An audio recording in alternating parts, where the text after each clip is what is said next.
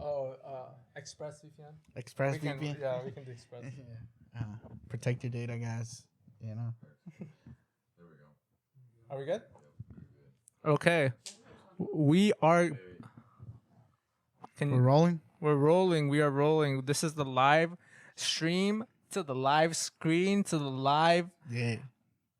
Yeah. Who's hype? Who's hype? Who's hype? Yo. Can everyone in the chat get hype real quick for us? Can we get some thumbs ups in the chat? Can we get some hearts, some emojis for our newest guest today? And before we get into that, I just want to give a quick shout out to our sponsors. Let's see, 1 second, guys. We're gonna make this production value increase tenfold. Give me 5, 4, 3, 2, 1. Okay, quick shout out to our sponsors. We have ExpressVPN. ExpressVPN, thank you for your sponsorships. We've been able to afford a brand new church with your sponsorships. Yes, thank you, ExpressVPN, guys. When you browse the net, you need to keep your privacy. Nowadays that you have your credit cards and everything on your phone, it can be very dangerous if people steal your information and then empty your bank account. So protect your data with ExpressVPN. Yeah, give us 1 second. It's dark? Oh, okay, it was just the light. Okay. We're good. That's fine. Okay, we are good. So we're just going to wait a couple more seconds for a couple more people to join. Looks like we have 5 people joining in. For the people in the chat, can you give us a thumbs up if you can hear us good? We just want to double check the audio. Our IT tech, our sound check people said it's good. So if you can give us a thumbs up if the audio is good. Just a couple more seconds for more people to join, and then we're going to get right into it. Before I introduce the best guest today, because today is our only podcast. Yes, the best in the business. The best in the business. Before we get into that, and then also before we get into our new segment, like I mentioned in our pre-live, new segment called The Funky Four. That's going to be something new to the Jesus and Chill podcast. So it's going to be good. I'm sure you guys will love it. And okay, cool. Looks like we have 8 people viewing. 8 people. 9 people. Dennis, thank you for the thumbs up. Yo, my man. We want to thank Dennis for his service in Japan. We want to thank you, Dennis, for being a veteran and for fighting for our freedom. That's right. Thank you, Dennis. And no, I don't want to trade on the Premier League fantasy thing. Sorry. He keeps trying to snatch my. I have what's that? I have the guy from Liverpool. Which one? The striker. The other Coutinho? one. No. Or Firmino? No, the other guy. Sane. Yeah, he's good. Yeah, he said get out of here. Didn't do anything. Cool. We can start, Marvin, if you don't mind. It's up to you. Do you want to start? Sure. Yeah. If the people in the audience, as they go, if they have any questions, please feel free to send them in, and we'll try our best to just be very candid, and we keep it real here. Cool. All right. Cool. So we're gonna start. We're gonna start off with a new introduction for our Jesus and Chill podcast. So first of all, I'd like to thank Marvin Prudencio for joining our Jesus and Chill podcast. He is our new guest, never been featured. And in this type of podcast, we're going to be continuing what has happened last month in introducing the youth to the people of Instagram and whoever is watching on YouTube or wherever we have on other platforms. So I just want to give a big shout out to Marvin Prudencio. Thank you for being a part of the church, being very influential with the youth. He's a car enthusiast, loves being financially literate and teaching people who need help about that. That's right. And for being a good brother in Christ. Welcome, Marvin. Thank you. Thanks for having me. And it's an honor to be here with you guys. All right. Well, with that, we're going to lead into the intro section, the new section that's new and improved, the new segment. This is going to be called The Funky Four. So it's just something light to to right. introduce the guests. Just Sure. this is the fun, cool podcast. We're gonna keep it nice and light, and these are just some good questions that I've carefully selected, handpicked the best questions in the internet known to Nice. mankind and for our podcast. Ooh, the So, internet. The internet. The internet's never wrong. There's nothing. Never wrong. It's only facts on the internet. Facts. So if you look up anything on the internet, it's real. Trust me, guys. Especially Wikipedia. Wikipedia is true. So It's- always. Okay, so we're gonna start off, Marvin. All right, go ahead. So these can be Hit me up. deep. The answers can be as deep as you want for these questions. Okay. They can be as short as you want. Just whatever's comfortable for you. Sure. Okay. So All right, let's do it. we'll get started. So question number 1 of the Funky Four. Funky Funky Four. Four. Okay. Number 1. If you could live anywhere, where would it be, and why? I would choose to live in Japan.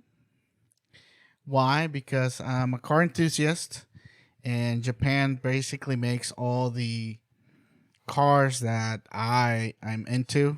Here in the U.S., is we call it JDM, Japanese Domestic Market. Pretty much, I believe all the best cars ever made have been made in Japan. And also, Japan is also where Initial D takes place, and all the mountains and all that. So I would love to ride the mountains, and just let it rip, tater chip, and probably have a GTR, because I heard they're really cheap over there, unlike here. So Japan would be my place to go. That's why. And also, the food's kind of funky, but it seems kind of interesting. I tried a few. You don't like sushi? I like sushi, but not like the weird one. But I had some. Actually went out with Felix to a Japanese restaurant, and we had tempura years ago, and I also had some octopus balls. They were weird. Okonomiyaki, and what's the other one? I don't even know, but it was all right. I mean, we eat weird stuff in Mexico, according to everyone else. Grasshoppers. I mean, I've seen some weird stuff, but it's cool. So I would give it a shot, and I think I'll be pretty happy with that. Yeah.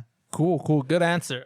For the people who have just joined and the people who are with us, like I said, this is gonna be in our following video segment of introducing the WAC youth. Like I said, this is Marvin Prudencio. We welcome him as our guest.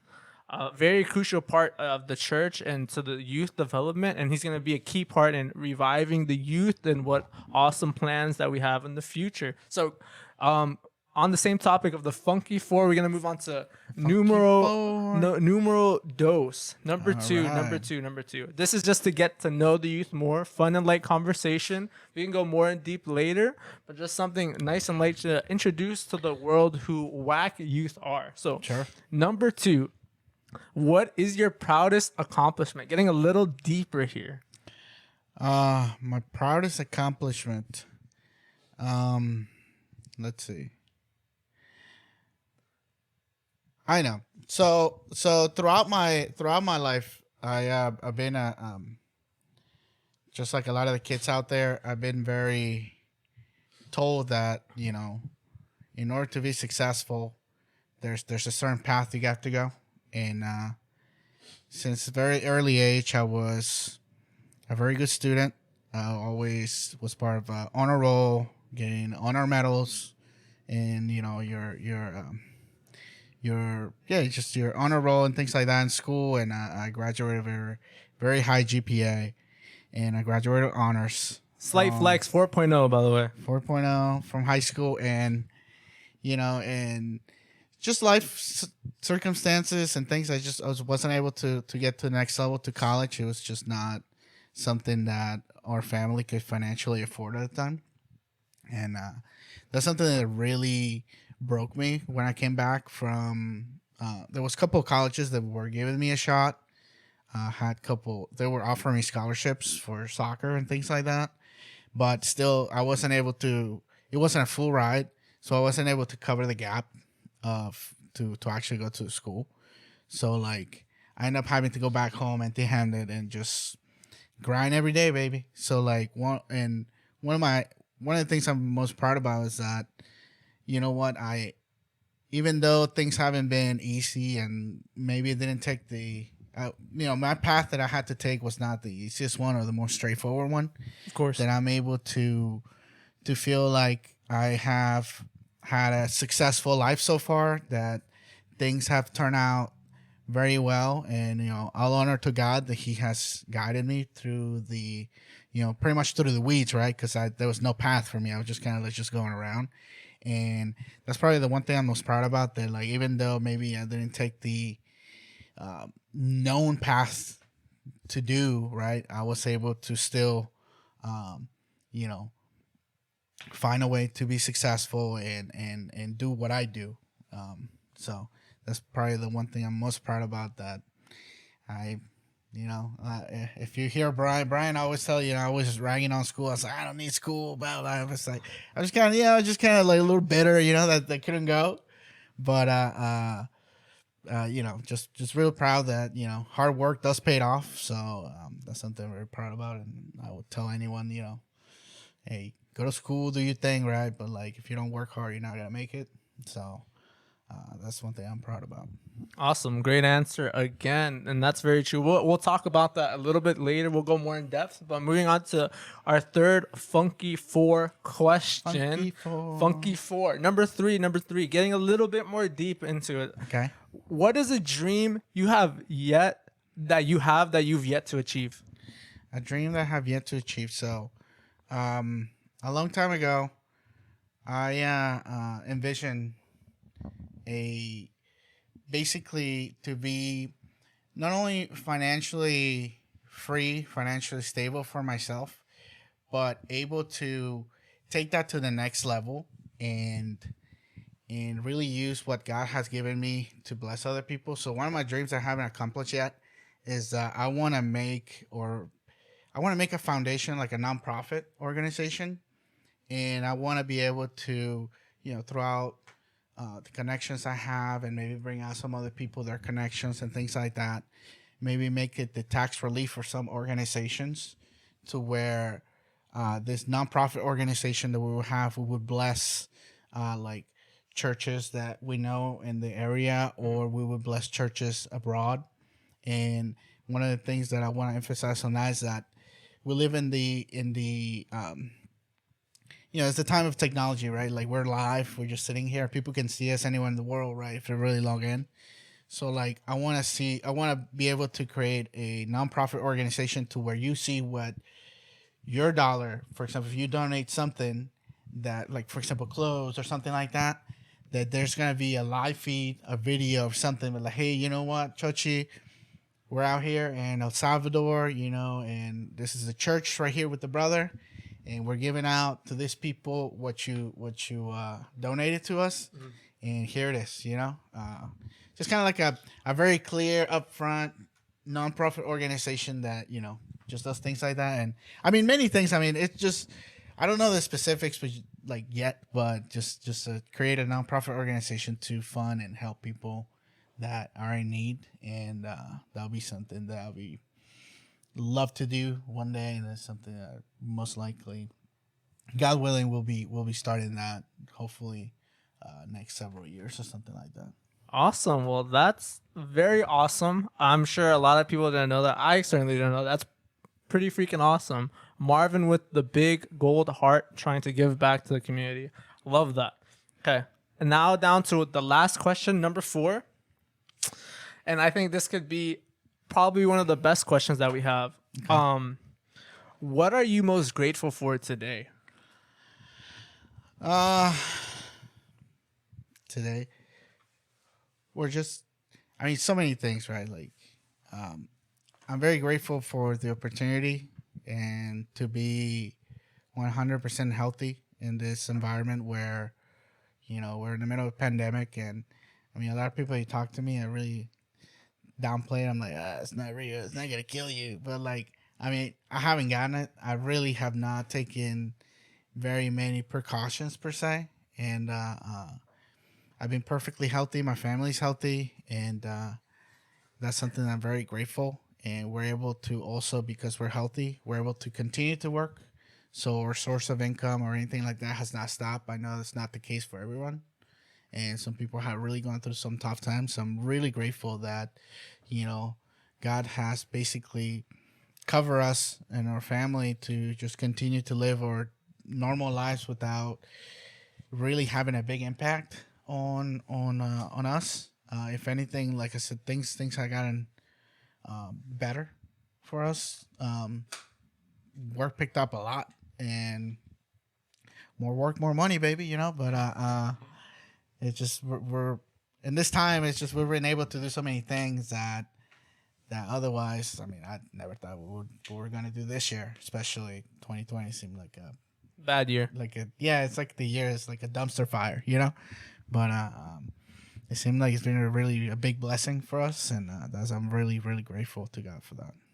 Awesome. Well, good answers all around. We have a comment from Alma Fuentes from Washington Apostolic Church. She says, "We are proud of you, Marvin." Thank you. I'm all the sisters out there, they're always praying for us. Thank you. We really appreciate it. I know you're out there in the dark or, in your own room. But I know all the youth, we appreciate it, although we don't say anything. But, thank you. Thank you, sisters. Yeah, thank you, sisters. Those silent prayers definitely have helped out, I'm sure, all of us throughout our years. So thank you for that. Continue blessing us silently through those prayers. And hopefully when all of us, the youth, get a little bit older, we can take care of you guys as well. Sure. So let's dive in a little bit into kind of your life story, Marvin, and just your testimony. I know you mentioned a little part about your hardships throughout high school and then going into that next step. But let's just go even further than that. Who are your parents? Where are they from? Where are you from? How was your upbringing? And just can you follow us? Give us a quick tour about that. Sure. So my mom is Rosa Prudencio. My dad's Jose Prudencio. My mom's the lady that dances at the church. My dad's just one of the brothers there. They're great parents. I was brought up. Did you grow up in the church? No, we actually grew up Catholic until we were like 7 or 8. And then we just one day to another, we just went to a church and it was just really loud and live music. And it was just like, what's going on here? And I don't know, just stay there. And eventually, as a kid, I would just go because my parents took me. But, eventually grew up my own faith. But parents have been really great. My parents are the kind of parents that just let me do whatever I wanted, sort of. Mm-hmm. They had kind of things that, they had little boundaries, but most of all, like they were willing to just let me try and fail things. I had an excellent guide of what was right and wrong, which was my brother. He did a lot of mistakes, and I just saw him. I was like, don't do that. It's still not good. Shout out to Daniel. Shout out to Daniel. Little guidance star, I guess. It's like of what not to do growing up. Just watch him be like, don't do that. Oh, don't do that. So other than that, like I said, my parents were really chill. The kind of parents like I said, I felt like they just kind of let me do whatever I wanted, and like they just knew that I wasn't gonna do anything stupid. I used to do, Felix on the Live or Alex or Ernest, whatever. We used to hang out a lot back in the day, and like I used to like not show up at the house. Like it's just overnight, I wouldn't even call them. And sometimes she'll call me in the middle of the night or something, and they're like, "Oh, where you at?" And I was like, "Oh, I'm with Ernesto. We're at the club or something." And she was like, "Okay, whatever." And then she's just like, hang up. She just knew that we weren't gonna do anything. We're just at the church and like cleaning or something, So like, it's pretty chill. Like I said, my parents are really chill. Growing up in Mexico, I don't really remember much of anything. Just kind of like going to school, going back home, school back home, church back home. Really, never really had any real like going around by myself. I was too young. Here's where I kind of learned everything, and just kind of landed here in the WAC, back at the warehouse. And that's where I met Jahir, and I met Brian for the first time. And didn't last too long at the warehouse, probably a year. And then we moved over here to Fairfax. And the rest is history, carrying flags every year and, playing soccer in the back. ruining the field and getting yelled at that like, oh, you guys can't ruin the grass, and we stopped playing, and then we stopped playing. Now they put soccer goals, and because we don't play anymore, and it's like not nobody plays. It's like, come on, guys, you guys got it all wrong. But it's just fun growing up, with just seeing the kids grow up like you, Chris.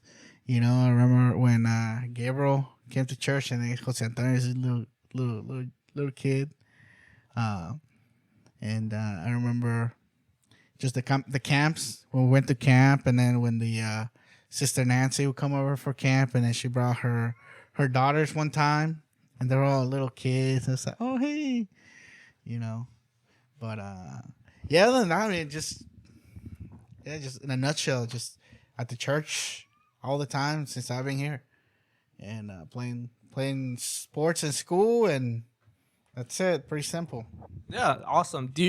How would you say, was it tough transitioning from coming from Mexico, coming to the United States, especially at school, maybe not speaking the language? How was that experience for you? For me, not personally. For me, I know a lot of people struggle, but me personally, I don't know. I was within that age where things were picked up naturally, and especially because I went to a school that was mainly like American people. Like you could count the Hispanics with your fingers. So like I knew that like, hey man, you're the sink and swim here. So I started just in PE class. I noticed some kids, and you could tell the kids that play soccer. They used to wear like soccer shoes. You could just tell who plays soccer, sorta. So I just sat behind them on the bleachers, and I just hear them speak. And like, whenever they laugh, sometimes I would laugh. It was kind of weird. And they're like, ha ha ha. And they're like, ha ha ha. And they'll turn around and be like, who is this guy? what's your name? I mean, they were super nice. Like, these people were super nice. They're like, hey, what's your name? Oh, Marvin. And I knew how to introduce myself, but that was about it. Now, my luck, and it's a blessing that all these kids had Spanish class. So they're like, oh, me llamo Kyle. And it's like, or me llamo Noah. And I was like the whitest names. Yeah, it's like James. It's like, and they're like, oh yeah, mi nombre en español es, and then they'll just make up whatever name they picked. They'll just pick whatever name in Spanish, and they'll just be like, yeah, mi nombre en español es Miguel. I was like, dude, how you go from like Michael? No, how you go from like Kyle to Miguel? Like, but whatever. And they would ask me, what's my name in Spanish? I was like, it's just Marvin. It's Marvin, bro. Like, you're living a lie. Like, you don't understand. But it was really natural for me. I just picked it up, and I had people around me that it was just a daily trade off. Like, hey, they'll ask me, it's like, hey, ¿cómo se dice? And like, and I'll be like, oh, this, and I'll be like, how do you say this? And they're like, oh, it's this. Like, I remember one thing, Brian taught me the word but. Like, pero, but. Hello, how you doing? I'm good, but.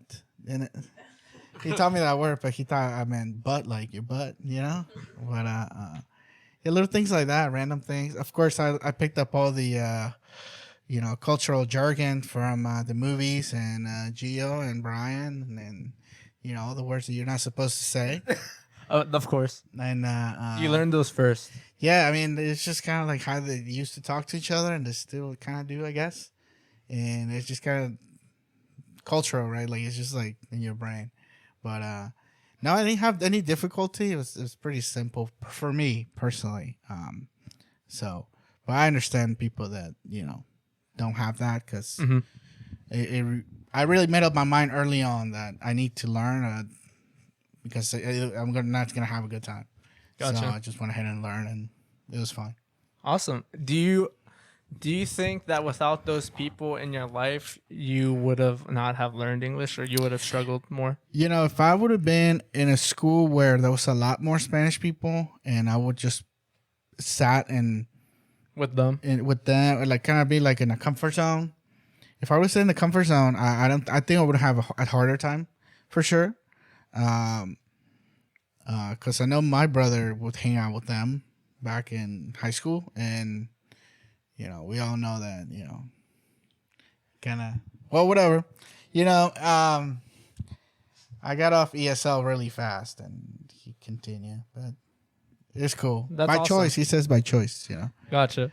Well, off the topic of school, do you think those choices early on help cultivate who you are? Like you said, kind of getting out of your comfort zone, making sure that you get ahead. Do you think that started from that age on? Yes, absolutely. So very early on in my life, I learned that, I guess, not to be selfish, but to look out for myself. I knew what was gonna be convenient for me, what was gonna like reap a benefits for me, and I would have a very strong tendency of doing things that benefited me. So early on, I started doing that, and it's really paid off to this day. I try to focus on things that would have some sort of benefit for me if I'm doing them for myself. So that's definitely one thing that you gotta look out for yourself, man. I mean, nobody else will, right? For sure. I agree. That's definitely one thing that people might overlook slightly, but it's just human instinct to That's right. take care of yourself. You have to preserve who you are and do what's best for you, your family, and your friends. Absolutely. Okay, so keeping that school topic, we know the people here at WAC know that you played soccer before. You were a soccer enthusiast, and you still try to play now just to keep Yes. active, just Yes. keep a little healthy, Do you think that played any part of who you are today, like having those experiences? Absolutely, yes. So sports is something I recommend for everyone because it helps you learn a lot of life skills that otherwise would be, I'm not sure where you would learn them, right? To team sports, to be part of a team, to work together towards a common goal, to learn discipline, to learn that if you don't pull your weight, you could affect the whole group. Things like that were really important for me to learn early on.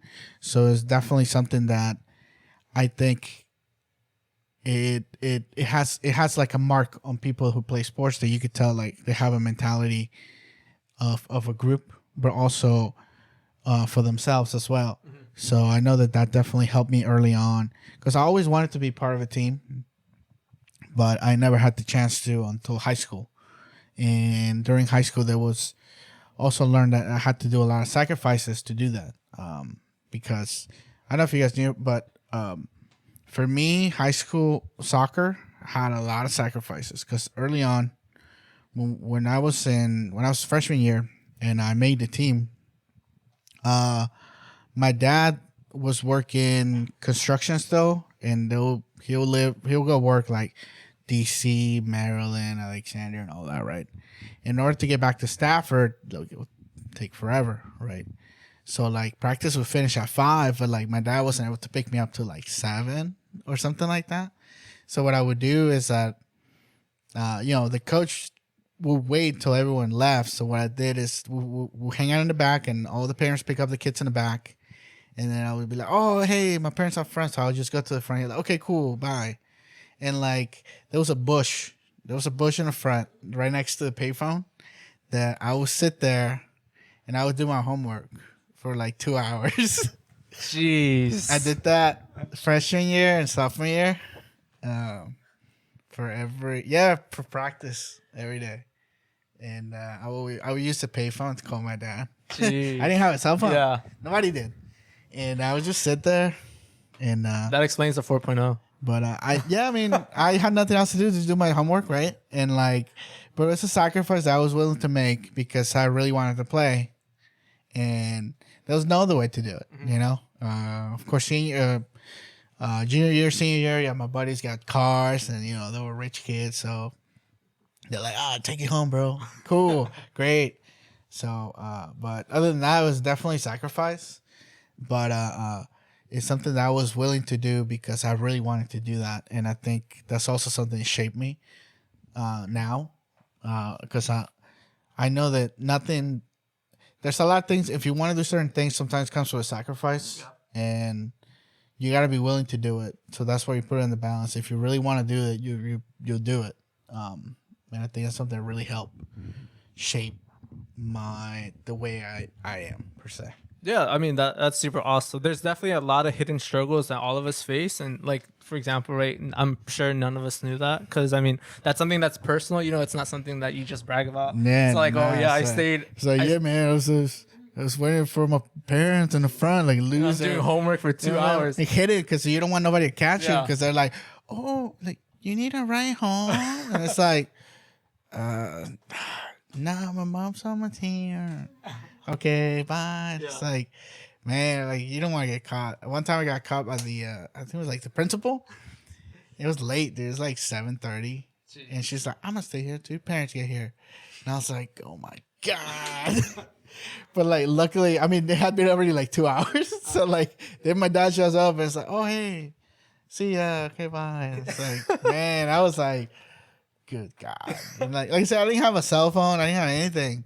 All I had was like, I used to keep quarters for the payphone. I don't think No, the they payphone don't. They exists don't have anymore. those anymore. I don't think the payphones there anymore. But yeah, it's just the struggle, bro. It's funny to talk about it now. It Yeah. sucks sometimes. Back then, yeah, it was horrible. It was horrible, but like it was fine. I wanted to play, so I did it. So you do what you gotta do, baby. Yeah. So we got a question from Mr. Fuentes. We're gonna answer this later, Okay. but his question is, what is your advice to young cats regarding college? We'll touch upon this Okay. later because we're just progressing through the life of Marvin. So Sure. we've gone through the childhood already. We touched a little bit of middle school, not really, but it's fine. We're going through high school. So as you know, you played soccer throughout high school. Yes. And one of those things, as all kids, you know, they want to be Lionel Messi, they want to be Pepe, they want to be all these people.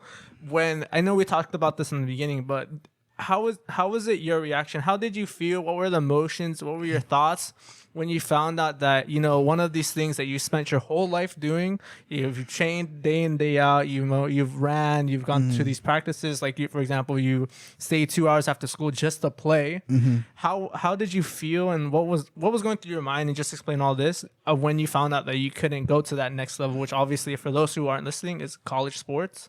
And you know, and not only to you know, it's to further your education, but to go on that next level up. Right. So like early on, if you talk to 15-year-old Marvin today, you ask him like, hey man, like, what are you gonna do for your life? He would tell you with all his heart, 100% secure. Like you look at him in the eye and be like, this guy's dead serious. He would tell you, I'm gonna be a professional soccer player, right? And like he was dead set on that, 100%. There was no like, I mean, he was smart, so like I knew that okay, maybe I could I could fall into something, whatever, right? But the plan was like, I'm gonna be professional, I'm gonna make it happen, right? And when it didn't happen, it really Reality check. yeah, the reality check really crushed me. Like I said, the one time I went to Harrisonburg, I remember Felix was the guy that called me when I was out there. I was in this private school. I think it's called Eastern Mennonite University, something like that. They were willing to give me a very good scholarship, but it was a private school. Expensive. I think each semester was like 20. 40. At the time, it was like 20, 27, Okay. 28 per semester. It's 2 semesters. That's a lot. Yeah, that's a lot. And they were willing to like cover almost half per semester. So like they were willing to give me really good money, and I had to sit down with the coach, the soccer team. They were like, "Yeah, we'll take you," blah blah, and like, and then my parents come over and they talk to the guy, and it's, you know, you figure out that this is not happening, because I spent a whole week over there. It's not happening. I remember Felix would call me like, "Hey man, checking on me. How you doing?" And I was like, "I'm good, man. I'm gonna be playing." You know, they gave me a scholarship. It's gonna happen. And no, man, that day, it's like a Friday. It was a long ride home from Stafford to Harrisonburg. Yeah. I was just really disappointed. Just like, I was crying home. I was like, man, this sucks. Like, this close. And I knew that, like, it wasn't going to happen. But, like, even after that, I had a little denial, right? Like, I was still coming back, and I'll go play in the field house. Indoor soccer place. And they have a semi-pro team there, and you know, so oh man, maybe I make the semi-pro team, and then maybe, you know, go somewhere, right? And like I started playing a couple leagues in the area, and like I mean, we were good, but like, I was playing first division for a couple of years, but like, realized that like that costs money, man. Like every time, I think we had to pay $120 to sign up at the time, and like, yo, $120, like that's up, you know. And then have to buy this, have to buy that, and then next thing you know is that you have a job, and then sometimes the games are at 5, and you get off at 5, and it's like little by little, it's like just kind of going away, and it's like it's not gonna happen. Like, and the one thing that I don't know, just feel really grateful to God was that I was able to fall back on the local youth, and they were really supportive, and just, hey man, you know what, just focus, just keep on working, do your thing, right? Like with my contemporaries, right, of my time, and just kind of little by little, I was like, all right, just had a different focus, and we started really getting into really involved in the church and doing things like that. So like, I kind of had like a mental transition to where I pull all my energy into that instead of trying to be a professional player. And then little by little, just understood that like life works differently. That life is not that way. Like, playing soccer for a living is a privilege. It is a game that people play for entertainment. You know? Yeah. And just some people just happen to get paid to entertain others, and like that's is really what it is. It's a business. Like all these soccer teams around the area, DC United and all that, like they're a business. They charge you to get in their stadium. They sell you their jersey. They make money. Like, it's a business, and like it just wasn't gonna happen for me. So like I just started working with my dad. Did whatever I could to work, to earn money, to add, you know. Insult to the injury at the time is during the 2008 major U.S. recession. So there was not a lot of work. And I remember there was days where I would get together, like I said, with my boys, Felix, Alex, Ernesto, you know, Brian.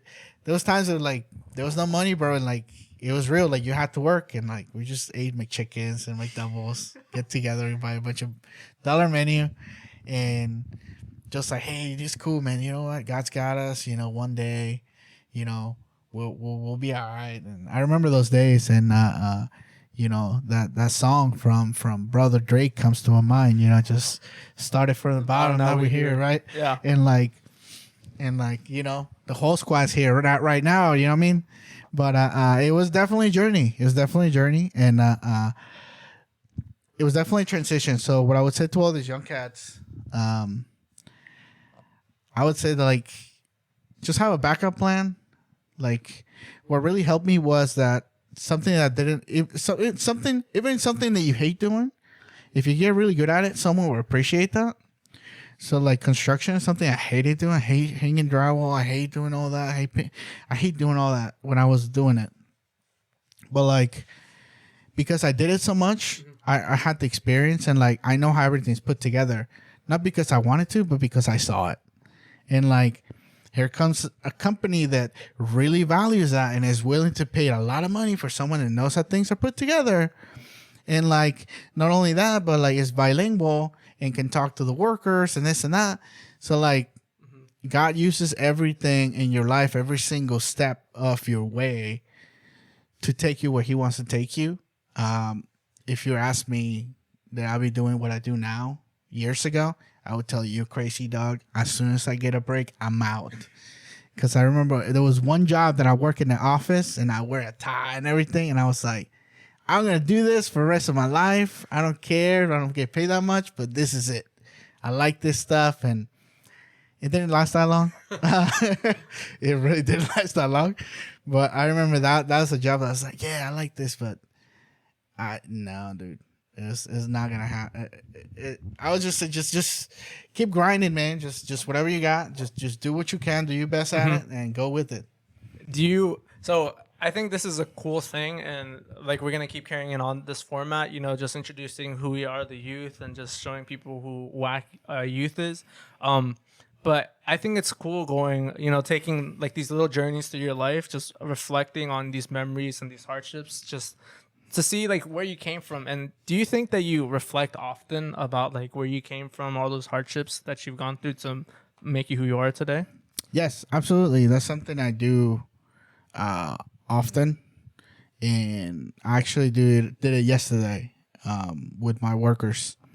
So I know, like I said, I worked on the field for a long time, and something I always felt was that, sometimes you got a boss that like looks down on you, don't really appreciate you. You're just like, he just wants you to do your work. I had a lot of that, like during some of the jobs I did throughout my my journey, working some construction jobs, some commercial stuff. That some of the foremen, some of the managers, they're like straight up just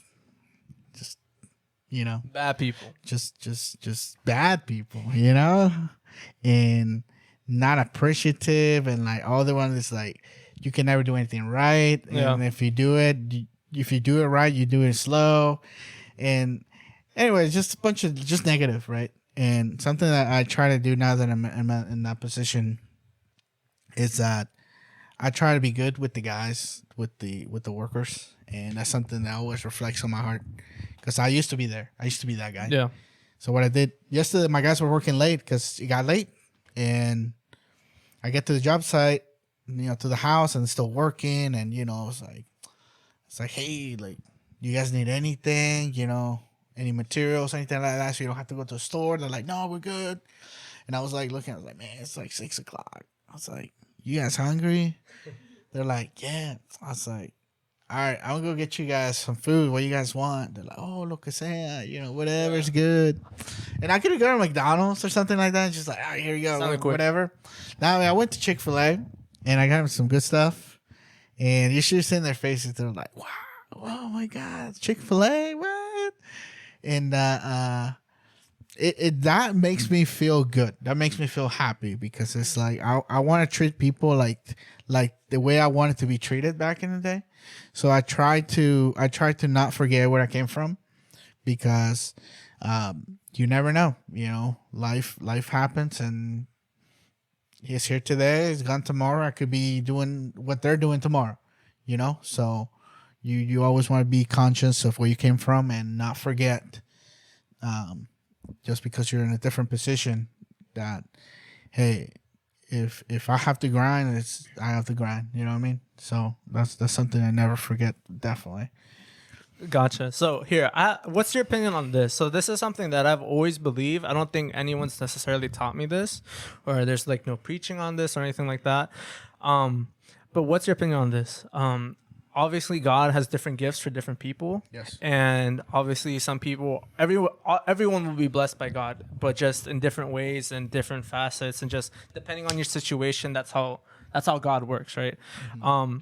But I believe that God blesses you and gives you certain gifts. For example, like as we can see throughout your life and throughout who you are now, obviously everyone has had hardships, but one of the gifts that God has given you now and has blessed you with is obviously being able to give back, and obviously having some money to help yourself, your family, and the people around you. Right. I think, me personally, I think that happens because of kind of your upbringing and because of your past. And I think that if someone personally has struggled but has that desire from a very young age to be able to give back but is not able to, I think that's one of the way God gives his gifts.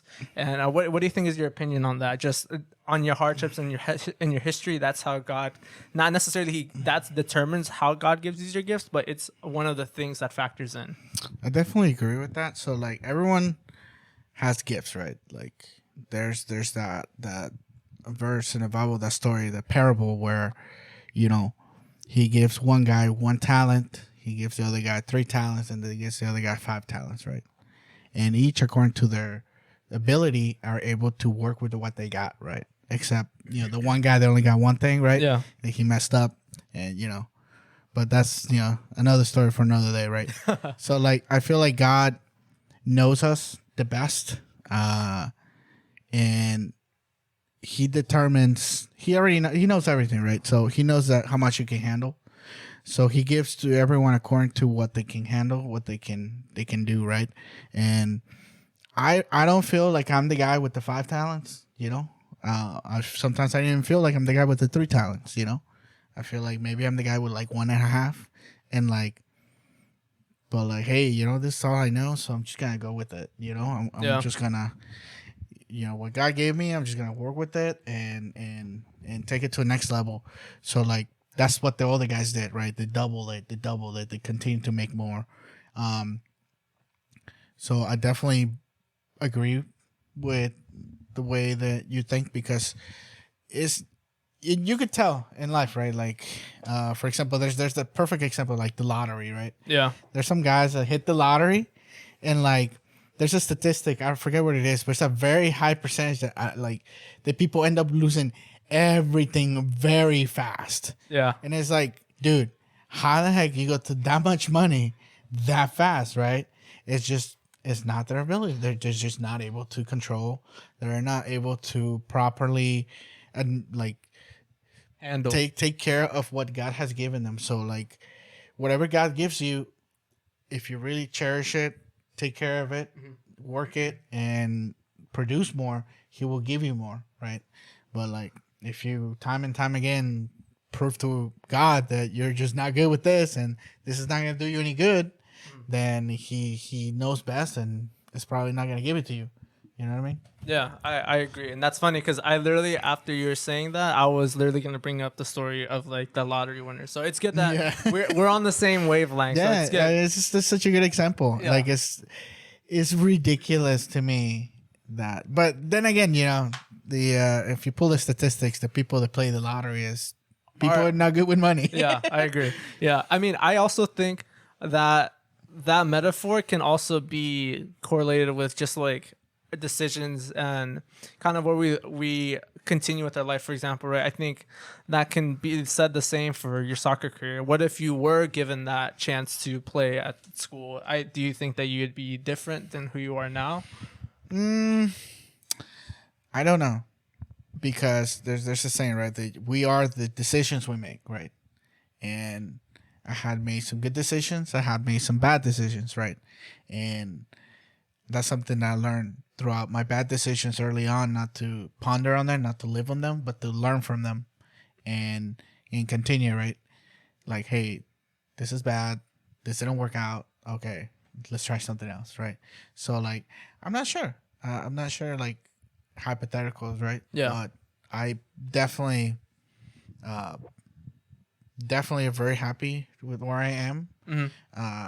Things would have been different. I mean, I would tell you another story, right? But, it's just cool. I mean, if I would end up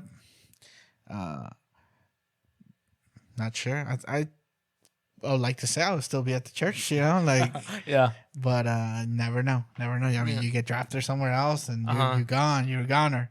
Yeah. So it's just one of those interesting things. Yeah, I agree. I mean, I value that philosophy too, where it's like, you know, even the worst decisions that you've made them for a purpose, and it makes you who you are today. So there's no point of just like pondering, like, oh, what if I would have made this decision? You know, I should have done this. I think all those things make you who you are as a person, and you just take that and you take the positives from it, try to learn, and you just become the best person you can be. Exactly. So yeah, I think that's really cool. Well, thank you, Marvin. That's freaking awesome. Good responses. Awesome stories. One thing, can we get a time check from our crew? 48 minutes.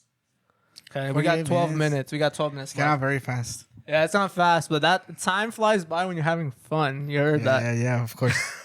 We got 12 minutes, so we're gonna keep the last 10 minutes or so. We're gonna go a little bit more, you know, a little bit away from your personal experiences from your life, and go a little bit more spiritual for the people listening. You know, Okay. Because as well, it's value. There's a value to someone's testimony, right, being said, and also the other side, what we just covered, kind of your experiences and how those decisions that you've made make you who you are.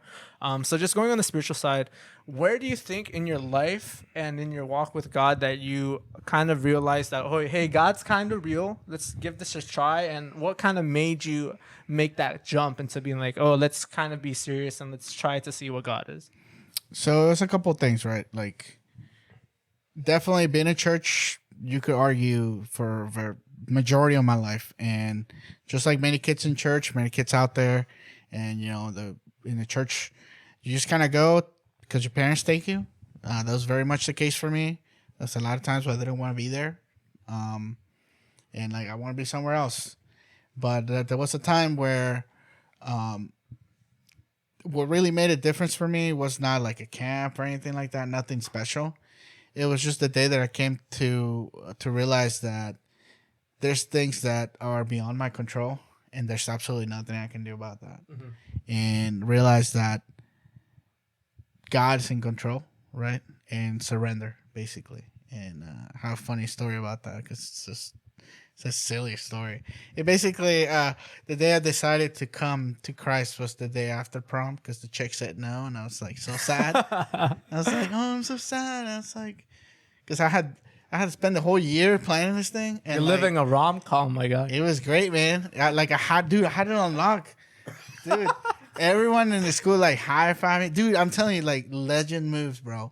I had a rose dipping goal, dude. I know this sounds corny right now, but like, dude, back in 2007, that was like strong, bro. That's legend moves. Legend, Hashtag dude. legend moves. I give this to this girl, and like everyone in the school was talking about it, bro. And but anyway, so yeah, the chick said no. The chick said no, or they ended up not working out, and like I was on that Saturday just all freaking depressed, and I was like, and like it was just like I said, there was no special guest, nothing, and like they were singing a song. What was it? Like it was one of the slow songs. Okay, I'll if I remember, I'll tell you guys. That's but fine. I remember I was just there, and I was just like, in the back with all the kids, all like all bad, they're all making little bunches back in the day, and I was just like, it was a Saturday too, like it was like nothing cool. I was just like, Jesus, help me. And yeah, that's it. And then I decided to like, you know what? I'm gonna change my life, and that's where I started really committing to hanging out with different people, because that was a big thing.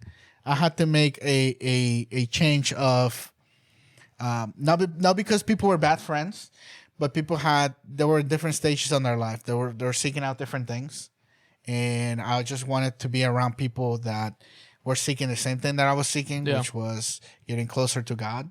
So I had to change my environment, and I started hanging out with the OGs now. What's up? Everyone's like a pastor or something at least. So I guess Pastor Brian, at least Pastor Brian. Yeah, like they're all like preachers or something. Like Alex preached, Felix preached, Ernest preached, Brian preached. Like they're all preachers, bro. I even preached on Saturdays sometimes. So like yeah, it's just definitely had to change environment, and that's how I came. That's how I became serious and just went for it. Do you think so? You think the community aspect of the church, not only just like having an experience, because obviously everyone encounters God differently, but through you, do you think that the community first helped foster that spark? Or yes, absolutely. So like the community really what makes you push forward, because there was days that we didn't want it to do anything, but like there was one of us on the group that like, hey, let's go pray service on Tuesday or something like that. The craziest one was like, I remember Felix one time. We're like hanging out on a Friday, and he's just like, "Hey guys, let's fast for 3 days." And I was like, "All right, cool." And like we just fasted for 3 days, and like we're hallucinated by Sunday, but it was definitely an experience that it was like we were about it. We're just going. That's where I believe my life turned around and decided to go in the right direction. Gotcha. I mean, yeah, that's really cool. Obviously, the youth back then is a little different than the youth is now, because just because of cultural differences and just like where people are in their stages of their lives and stuff. So that's something that we have to work on. And that's something that we are working on here at Washington Apostolic, of trying to foster that youth that we had before, but making that even better. So I think that's something cool that we're going to do. We have 10 days. No, dude, we did 3 days like nothing, like Easy. zero. Like no, I didn't think we even drank water, dude. We were like dumb. Like it was. I'm telling you, I was like hallucinating, dying. and we had matutino that Sunday too. Jesus, nice. That's awesome. We have a comment saying oomph that commitment. Yeah. I think that's what we need, the new youth. I think we need a little bit more of commitment. We need to inspire the youth to fast for 10 days at least, the minimum. Yeah.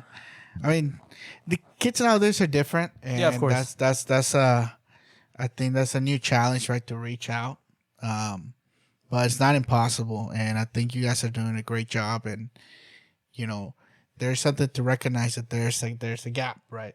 There's a generational gap between me and some of the younger guys. Like we did when I was.